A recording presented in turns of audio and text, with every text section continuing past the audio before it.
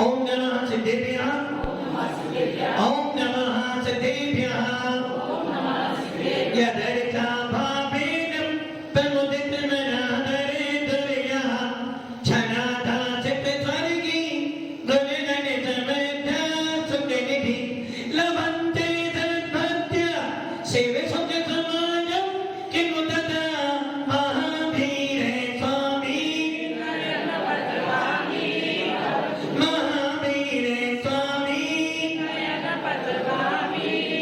महावीर स्वामी नयन प्रतिगामी भवतु मे गुरु महापंथ नित्यं ज्ञान दर्शन नाहिका चारित्रानं गंभीरा मोक्ष मार्गोपदेशका पंच प्रवृत्ति भगवान की एक राधिनाथ भगवान की अंतिम शासनपति भगवान महावीर स्वामी की।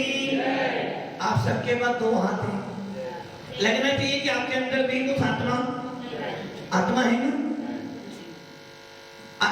अंतिम शासनपति भगवान महावीर स्वामी की ओम तेज बाहुबली भगवान की आचार्य श्री कुंद कुंद भगवंत की आचार्य श्री विमल शंकर जी महाराज की आचार्य गुरुदेव सरस्वती शंकर जी महाराज की 3 करोड़ मुनि रजो की द्वादशा जिनवानी माता की।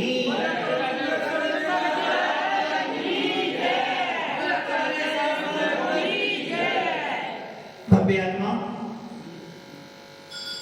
बहुत ही पावन दिवस है। इन पावन दिवसों में हम सबके सब भगवान महावीर के शासन काल में चल रहे हैं और उन भगवान महावीर के शासन काल में उस वीतराग वाणी को सुन रहे हैं जिस वीतराग वाणी को सुनने के बाद आत्मा में भेद विज्ञान की प्राप्ति होती है। भगवान महावीर का शासन एक ऐसा शासन है, ये हम ये कहते हैं वीतराग शासन ऐसा शासन है जिस शासन में जाने के बाद कुछ हो ना हो एक बात तो समझ में आती है कि जब भी कल्याण होगा तो वीतराग शासन से ही। आप ज्यादा पढ़े लिखे नहीं हो, आपको ज्यादा शास्त्र ज्ञान नहीं है कि तो इतना जरूर जानते हो जब भी मेरी आत्मा का भला होगा, जब भी ये आत्मा परमात्मा बनेगी या जब भी मुझे मोक्ष की प्राप्ति होगी तो मात्र एक ही शासन है और वो शासन है वीतराग शासन। कहीं भी चले जाना, भले आप विदेश भी चले जाना और आप धन कमा लेना कि तो फिर भी अंदर से आवाज आएगी जब भी कल्याण होगा तो निर्गंत पद से ही होगा। जब भी मेरी आत्मा अनंत सुख को प्राप्त करेगी तो निर्गंत पद से ही होगा, इसके अलावा कोई मार्ग। ऐसा मार्ग आप सबको मिला है, ऐसा शासन जिस शासन में देव साथ गुरु की पूजा तो की जाती है। कितना सौभाग्य तुम लोगों का कि आपको पूरे विश्व के अंदर लाल पीले पत्थर कितने मिलेंगे?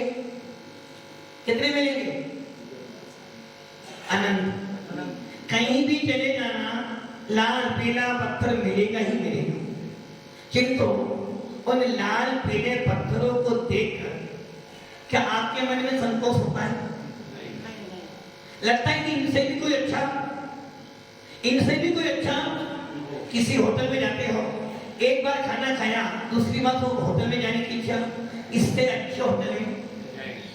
कोई बच्चा सर्विस करता है, आदि बम्बई सर्विस कर रहा सीए है, आदि उनका पैकेज 10 लाख का, वो सोचता नहीं अब कंपनी थोड़ा सा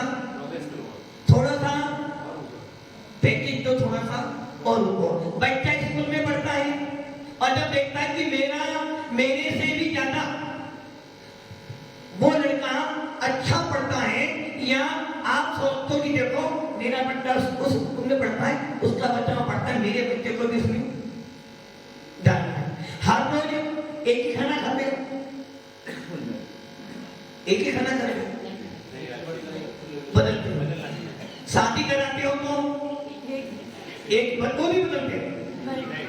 शादी में जाते हो बहुत सारी चीजें होती है, एक ही चीज खाते हो नहीं, हर चीज का टेस्ट ले लो, हो सकता इससे बेटर हो। और जब आप देखते हो कि किसी ने मकान बनाया है तो लगता है मैं भी ऐसा मकान बनाऊं, तो फिर दूसरा मकान देखते हो तो नहीं ऐसा ही बनाऊं। मतलब कि आपके जीवन में प्रतिदिन ये विचार आते इससे भी कोई अच्छा तो भक्ति आत्मा सारे लाल पीले पत्थर देखे मन में संतोष, इससे भी कोई अच्छा। किंतु जब वीतराग छवि देखते हो, जब जिनेंद्र देव की वीतराग मुद्रा देखते हो, उसको देखने के बाद कभी ऐसा मन में आता नहीं किससे भी कोई अच्छा होगा, नहीं लगता। साड़ी लेने जाती हो, नहीं नहीं साड़ी को लेनी तो नहीं, इससे भी अच्छी साड़ी होगी। देखकर आदि मान लो बेटा जवान हो गया है, उसके हाथ पीले चलने हैं, लड़के कितने देखते रोटियां, एक नहीं, दो नहीं, तीन नहीं, चार नहीं, पांच नहीं, कितनी लड़की देखते हो उसमें से एक पसंद कर, तो इससे भी बेटर मिल जाए, इससे अच्छी मिल जाए। और नहीं मिले तो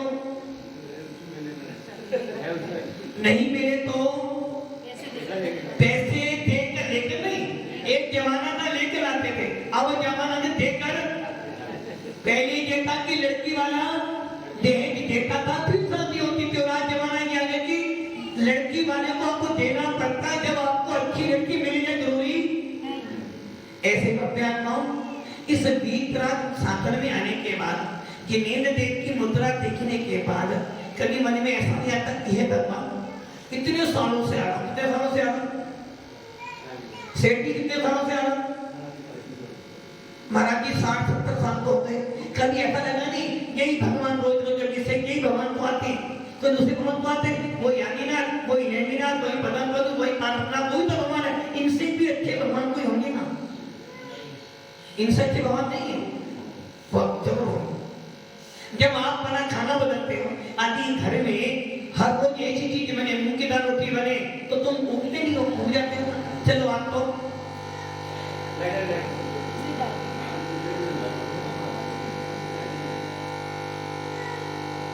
आज तो बहुत दिन हो गए, 15 दिन हो गए, कोई खाना खा रहे, आज तो कहीं बाहर को जाए। मतलब कि आप हर रोज एक ही कपड़े पहनते हो, और कहीं बाहर जाना हो किंतु भव्य आत्माओं, ये वीतराग शासन में आप कितने सालों से मंदिर आ रहे हो,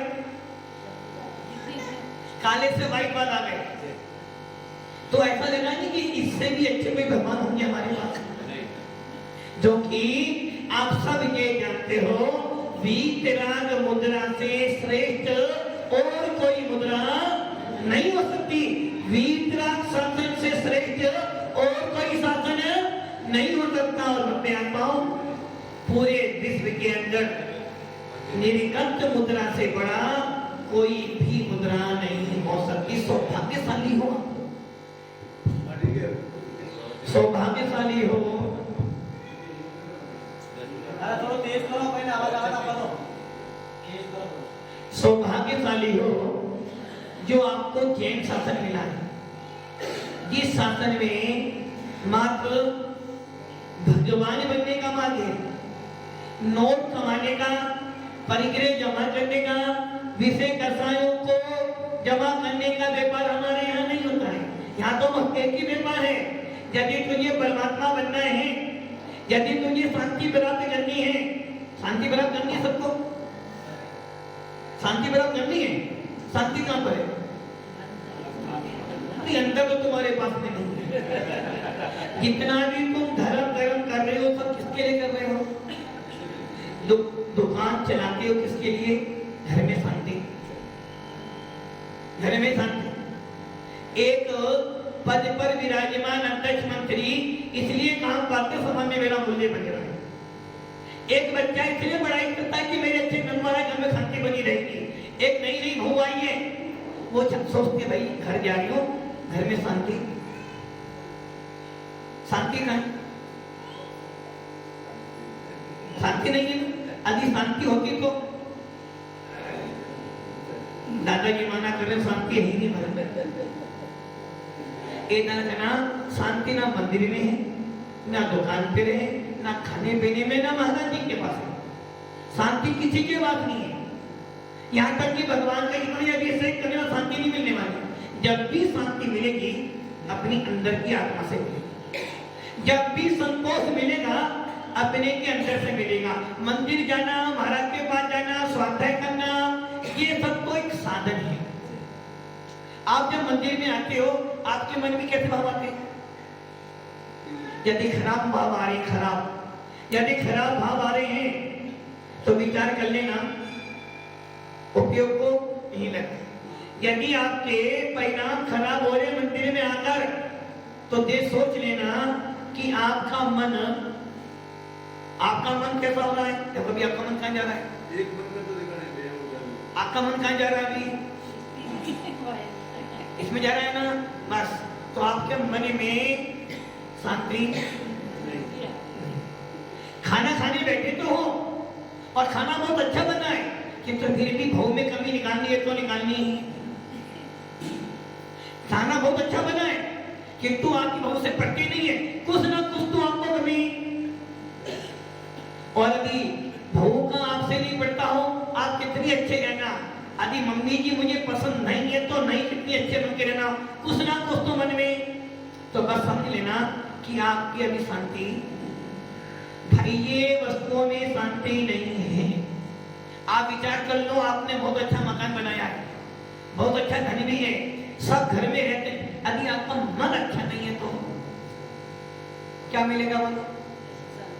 बेटा बहू पोते सब आपकी आज्ञा में चलते हैं किंतु आपके मन में संतोष नहीं है तो समझ लेना कुछ भी नहीं अच्छा। और तुम्हारे मन में संतोष है, तुम्हारे मन में शांति है, घर में लड़ाई हो रही है, बेटा वो तुम्हारे अनुसार नहीं चलते, मत चलो। मेरे मन में यदि संतोष है, तुम्हारे से मेरा कोई प्रयोजन। मन अच्छा तो मन चंगा तो सब जानते, तो सब जानते हो। मन अच्छा तो सब अच्छा, मन खराब तो खाकर। पापा चाहते हैं कि बेटा मेरे अनुसार चले, सही है ना? अरे बेटा सोचता पापा मेरे अनुसार चले।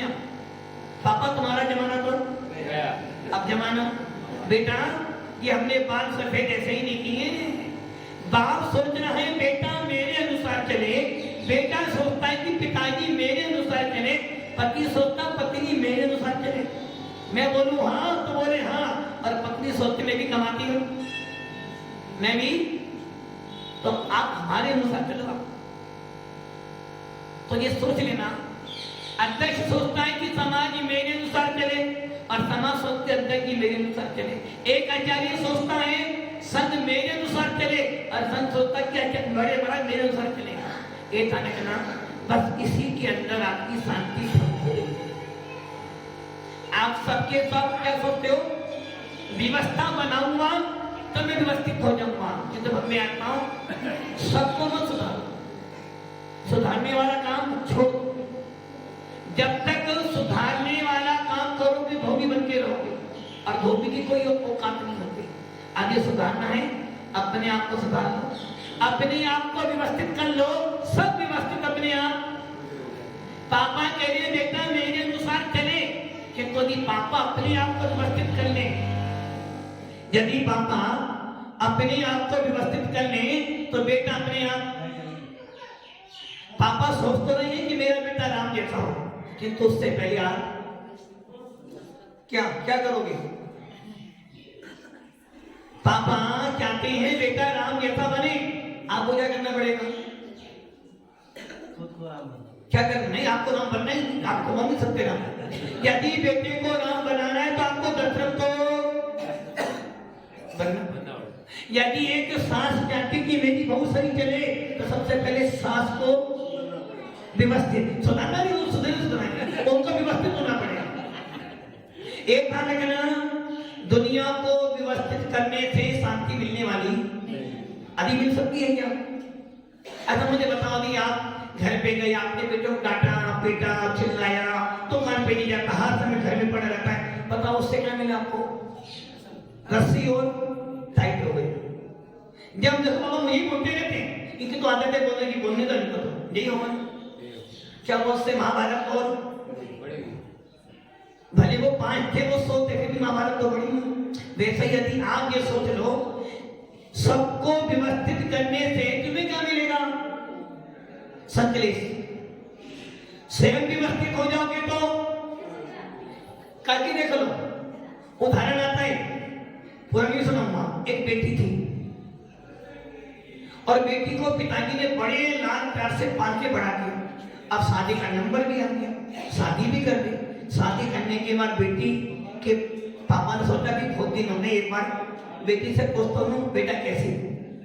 विदा जब करता है बाप, बड़े बेटी को बड़े प्यार से पाला था, जब विदा करता है ना तो उसकी भी आंखें हो जाती हैं। आखिर दिल तो आपका ही है ना, इस दिल में आत्मा है और आत्मा अपने को देखकर विलाप करती है। तो पापा के मन में आया कि एक बार बेटी से पूछो, बेटी तो ठीक है। और जैसे ही फोन किया, पापा तुमने मुझे नरक में डाल दिया। कहाँ डाल दिया? क्यों बेटा क्या? बोले पापा यहाँ तो सबके सब अपनी चलाते, मेरी जो सुनता ही नहीं। मम्मी जी, पापा जी, छोड़ो मेरे पति देव भी सुनते ही नहीं है। पापा जी मेरा मन तो बहुत पापा ने सोचा परिवार तो बड़ा अच्छा, कहीं ना कहीं मेरी बच्ची के संस्कारों में कमी है। उसने क्या उपाय सोचा, चलो बेटी को बुलाया गया, बेटा तू घर आया। घर आके बोले बेटा पर एक काम करते हैं, सारा परिवार तेरी मुट्ठी में हो जाए, ऐसा काम करते हैं। तुम भी चाहते हो वैसे? तुम नहीं, जो तुम्हारी भूमि की यहाँ सारा घर मम्मी जी मेरे अनुसार चले, पति जी मेरे अनुसार चले। तो पिताजी ने सोचा है कुछ सुधारने का उपाय सोचे कि बेटा एक काम करते हैं, सारा परिवार तेरी मुट्ठी में हो, ऐसा कोई मंत्र करते हैं। और एक ले गए बाबा के पास।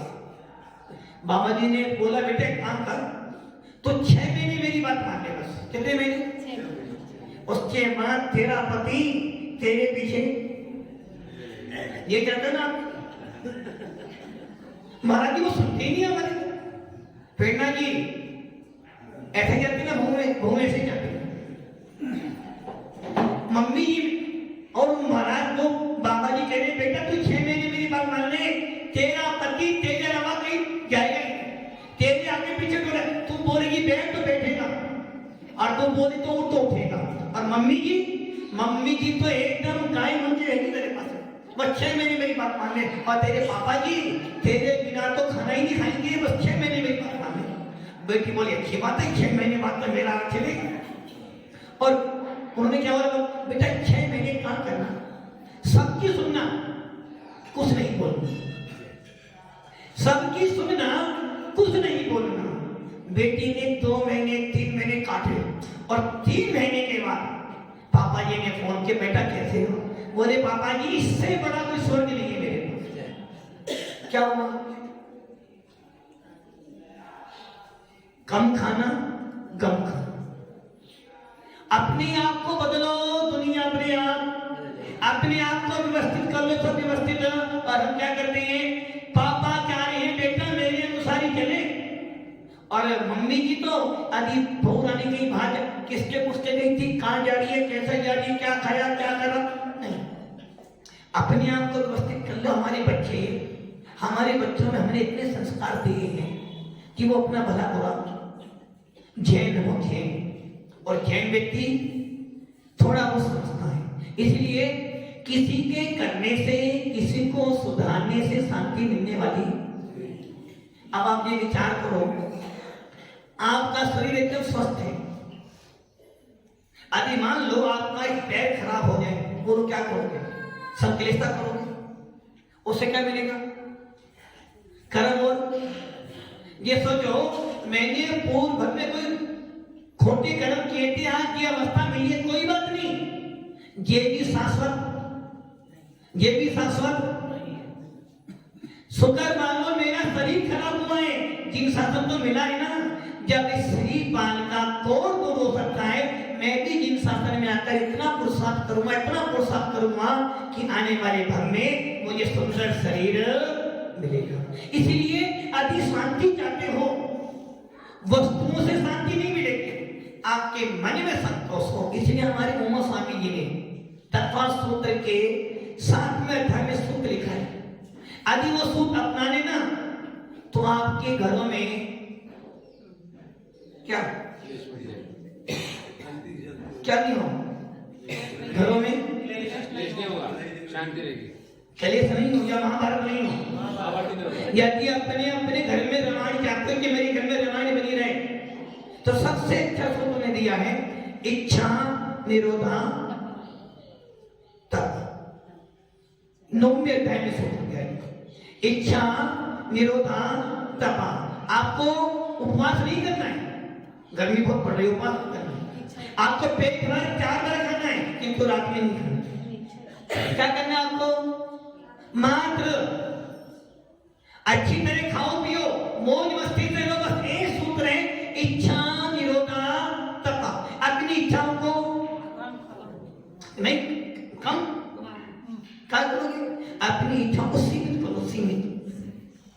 आपको संक्लेश कब होता है? बहू मेरी सुनती नहीं है। कभी अपने आप को देखो कि वो मेरी बहू या मेरी बेटी है। अरे बहू तो ना, उसकी उम्र में हमने भी तो बहुत घुमा था ना। आज बच्चे जो बाहर घूम रही है, तुमने घर में घुमा हो। ये ध्यान रखना, इच्छाओं को सीमित कर लोगे, अपार शांति अंदर से आएगी। और जैसे जैसे इच्छा बढ़ती जाएगी तो वैसे वैसे आपकी शांति भी वाई वाई जाएगी, वाई वाई। आदि किसी को कुवैत जाए तो पहले वो दिल्ली, दिल्ली से अहमदाबाद या अहमदाबाद से दिल्ली, वाई वाई जाएगा। और वाई वाई जो जाएगा तो शांति बढ़ेगी। अब सीधे जाओगे तो पेपर है मेरा, पेपर है ना बेटा। अभी सबके पेपर चलने वाले, बोर्ड के पेपर चलने वाले, सबको टेंशन है मेरा पेपर कैसा होगा, पेपर कैसा। अरे कैसा होगा? यदि मेरे मन में संतोष है, यदि मेरे मन में शांति है और मैंने उपयोग पूर्वक अपनी पढ़ाई की है, तो गारंटी मेरी आत्मा में मेरे नंबर अच्छे आएंगे। और मैंने पढ़ाई करी नहीं, महाराज जी आशीर्वाद दे दो मैं फर्स्ट आ जाऊं, तो महाराज ने बेटा मेरे आशीर्वाद देने से तो फर्स्ट, किंतु हाँ गुरु के आशीर्वाद से संबंध मिलता है कि मुझे गुरु का आशीर्वाद मिल गया है, अब तो मैं फर्स्ट। क्या हुआ? गुरु ने आशीर्वाद दिया, तुम्हारे मन में एकाग्रता आई, तुमने अपने अंदर की आत्मा को जाना और अच्छी पढ़ाई करी, फर्स्ट आपका इनाम किसका हुआ? महाराज जी का हुआ कि गुरु जी का आशीर्वाद से। हाँ मेरा बेटा फर्स्ट आया। मेहनत किसने करी? महाराज जी ने की। मैंने मान लो भी सवाल नहीं पढ़ा, पापा ने मेहनत करी नहीं की, मैंने तो आपने की ना। बस गुरु जी के आशीर्वाद मिल जाने से हमारा संबल बढ़ता है, धैर्य बढ़ता है। इसलिए यदि वास्तव में शांति चाहते हो, यदि वास्तव में चाहते हो कि हमारा घर में शांति बनी रहे, रामायण जैसा व्यवहार बने, राम जैसा व्यवहार बने, दशरथ जैसा व्यवहार बने, तो बस एक काम करना, अपनी इच्छाओं को सीमित कर लेना। मंदिर में आओ या घर में जाओ, यदि इच्छाएं सीमित हैं तो मंदिर के अंदर भी आपको आत्मा की याद आएगी। और इच्छाएं बढ़ गई हैं तो मंदिर में आने के बाद भी शांति कहाँ है? कहाँ है शांति? शांति कहीं है क्या? शांति अपने पास है। इस आत्मा के अंदर परमात्मा बैठा है और उस परमात्मा के अंदर अपार अपार अपार शांति है। उस शांति को यदि प्राप्त करना चाहते हो, ये सोच अपना लो, इच्छा निरोधा तपा। सबको व्यवस्थित करने की अपेक्षा दादाजी स्वयं व्यवस्थित। यदि यही बात बेटा बोले तो कल का मुझे सिखाता है। महाराज जी बोलते तो सुन रहे हो, यदि बेटा बोलते तो आदि महाभारत सही है ना। यदि बहुत बोलते मम्मी जी व्यवस्थित हो जा, अपना देखो, अपना हमें मत देखो। क्या हुआ? क्या हुआ? और हम बोलते हैं तो महाभारत नहीं हो रही ना, अच्छा लगता है ना, बस इतना ही अंतर है। बात तो मम्मी जी करे, मम्मी जी अपने आप को व्यवस्थित करो, व्यवस्थित हो जाओ। अच्छा मुझे पढ़ाएगी तो मेरी मुझे पढ़ाएगी, क्या हुआ? ये बात से इतना ध्यान रखना, स्वयं व्यवस्थित हो जाओ, सब व्यवस्थित हो जाएंगे। मेरे व्यवस्थित होने से दुनिया बिगड़े तो बिगड़ेगी, तो मेरी व्यवस्था, यदि मैं व्यवस्थित हूं तो मेरे अंदर संतोष आएगा, शांति आएगी। और जब मेरे अंदर शांति आ जाएगी तो बाहर कुछ भी होता रहे मुझे फर्क पड़ने वाला। बस भगवान महावीर यही कह रहे हैं, कौन कौन स्वामी यही कह रहे भैया, अपनी आप की शांति को खराब मत कर, अपने आप को व्यवस्थित कर ले, शांति मिल जाएगी। और तेरी शांति को देख देख कर सारा घर तेरा महाभारत के रामायण, महाभारत के स्थान पे रामायण जैसा वही बच्चा तेरे लिए राम बन जाएगा और तुम उनके लिए दशरथ बन जाओगे। इसलिए अपने आप को व्यवस्थित करो, सब व्यवस्था बन जाएगी। ओम नमः सिद्धे